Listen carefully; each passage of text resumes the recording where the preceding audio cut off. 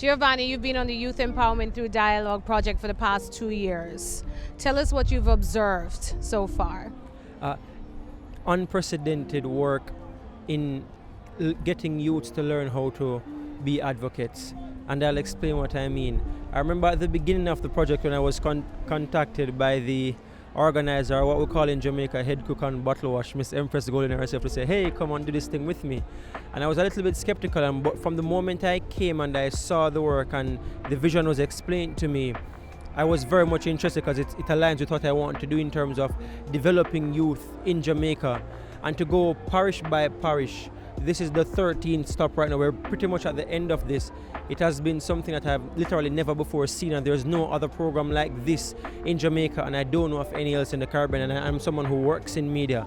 Like, you're literally going parish by parish in every single area of Jamaica, getting the at-risk youth and pretty much every youth, because you're not really biased in any form of way. So you get everybody and you train them in terms of advocacy, how to ask questions of their elected officials, the member of parliament. They will learn about them constitution, what the constitution mean, when it was created, how it came about, every single thing in terms of the roles and responsibilities of not just them member of parliament, but even them councillors, the civic duties of the business leaders. And so I've seen youth who have been completely ignorant at the beginning of this process, and by the end of the town hall meeting, they have been trained in workshops. Them go through the actual town hall, them speak to them member of parliament, them ask them questions, them interact with them. Some of them are the first time them see them, and it has been such a wonderful experience to actually be there and to see that and to be a part of that and to contribute in the little ways that I was able to contribute. Do you think the members of parliament have been receptive? I don't think they have. I'm sure they have. Of course, there have been times because as you know, I have been one of the facilitators / co-hosts for this thing. So I've been right there with you throughout hosting the town halls.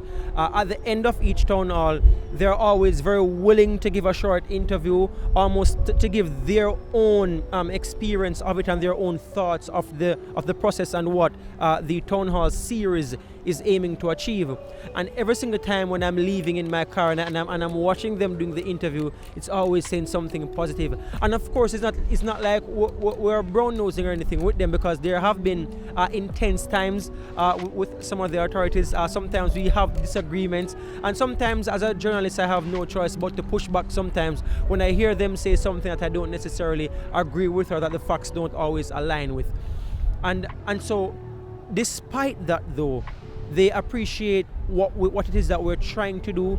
And in fact, what they do say in some of the instances is that, look, you are starting something here that we really want to start, because they themselves would admit their failures in saying, look, we do have meetings sometimes and we invite the youth, but them not come. In terms of how we do it, them not know, but them glad feet and them glad for the platform so that they can spread their message to the youth.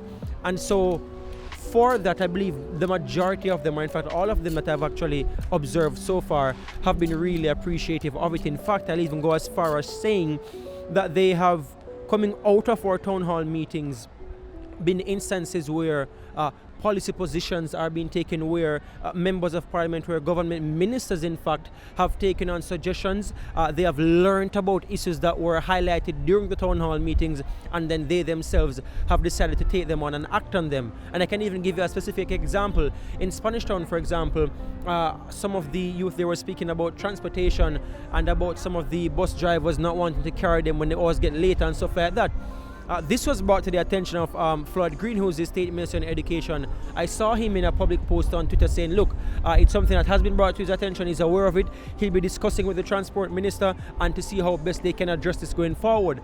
The Transport Minister has since been changed, and the Transport Minister is now currently on an all-island consultation process, meeting with transport operators to address some of these very issues. So that's advocacy from this thing that you can see in a practical way.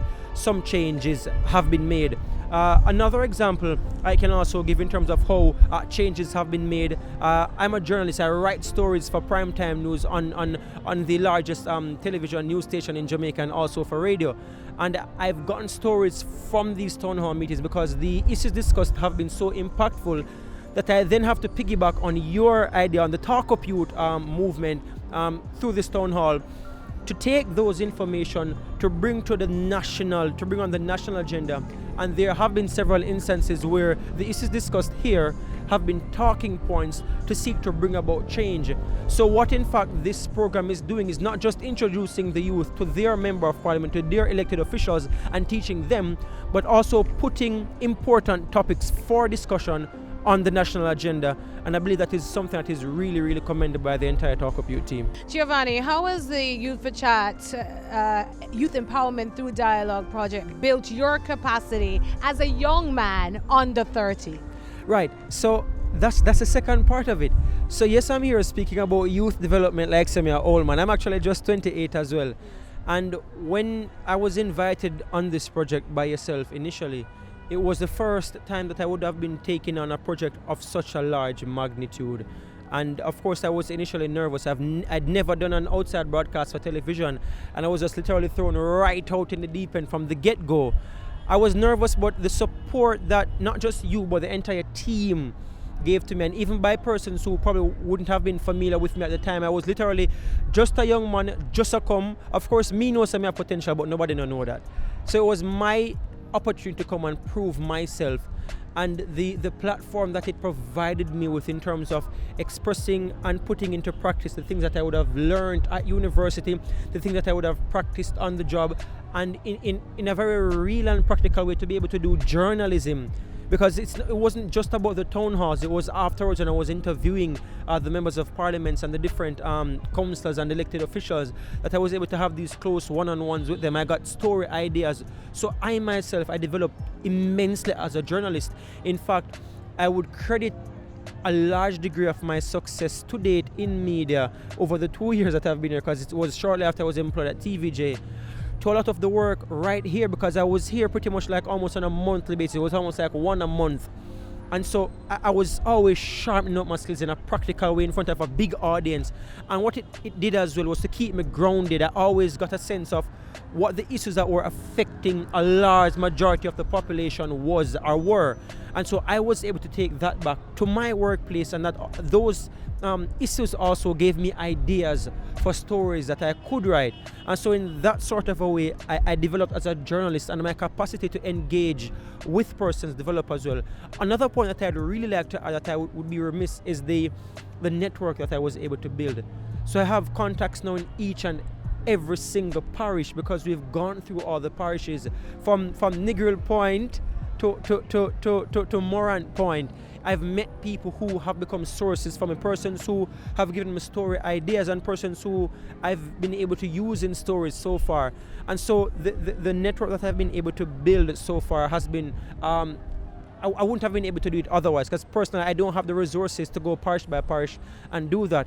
And so in that sort of a way, while I'm working to develop persons younger than myself, I've also developed so much, and so much also from your guidance as the head of this project has been wonderful. Well, we appreciate your contribution, your heart, your soul, and your talent to the project and for the young people of Jamaica. However, let's address the issues. There's so many issues came up parish to parish. I mean, we did our national survey and we looked at violence in the communities as a major issue in every parish except for probably one. What did you see as a major issue that needs to be addressed and continue to be addressed? It wouldn't be one major issue. If I would list them in order of priority, it would probably be about 3 or 4 of them primarily. And separate and apart from violence, I mean, we're now it's the first day of September 2018. At the beginning in April 2017, the primary issue at the time was violence. There was skyrocketing. In fact, we were in St. James for the very first town hall. St. James had recorded the highest murder rate that year in all of Jamaica. In fact, if St. James was a parish, it would have actually had the highest murder rate in the world. And so that, and we had in fact started from the west, and we kind of tried to do all the country, all the parishes in west come right up to Kingston, right around the island. And so all the parishes, St. James, Hanover, Westmoreland, they were dogged by violence, gun violence, because of the whole issue of scamming. And so those are some of the major issues. Apart from that though, which really is just something special, like in terms of the violence, apart from that, were the general infrastructural issues. Road, basic stuff like road, people always complain about that. Water, people don't have water, they don't have running water. And those are some of the issues that people spoke about. Apart from those infrastructural issues and the issue with violence, then came the other issues now of underemployment and underemployment of youth in particular. And the youth them never waste some time to tell them member of parliament and them council say where the employment opportunity them and where is the tertiary opportunities for us when we leave high school. Because there were plenty youth who said boy them get whole heap of CXCs or them get a good amount of CXCs, but them don't have no opportunity for God to further them education, either because none never did enough for them parish, one or two, they didn't have the funding to do it.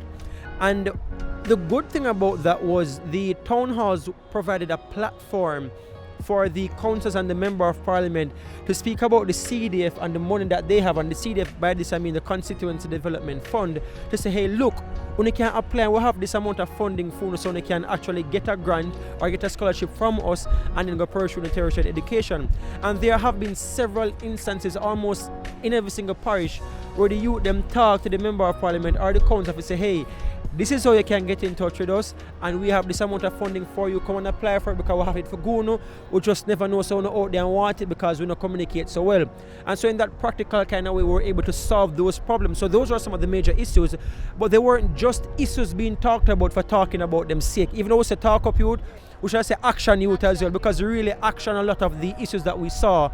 And so the youth in those instances were able to benefit and to have some of the issues rectified. And we also got commitments from several of the representatives there about their intentions to actually fix some of the issues that were highlighted. And I think that was very special as well. All right, so the sessions have not been they haven't been just informative, they've been fun. Tell us some of the fun moments that you can remember.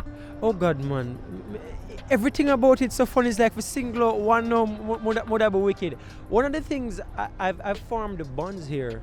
So I mean, everybody, let me everybody are friends. I don't look at you as just my boss for this project. You have become a close colleague and friend. You mean more than just, it's not just a mentor like I say, okay, I am the head and you're this. It's like you're my colleague and I look up to you in so many ways. And it's not just you. I've met even the person doing the videography right here, right now. He's been such a good person in terms of being very helpful, very willing to assist with the interviews that I was doing for my personal work issues. He was willing to give me his personal time to assist with that as well. I can think about other persons on the team. I can think about Sujay Bozil I've met. One of the things that I like about the semblance of this team and the ensemble here is that you can literally see a very deliberate attempt to get the best and the brightest youth.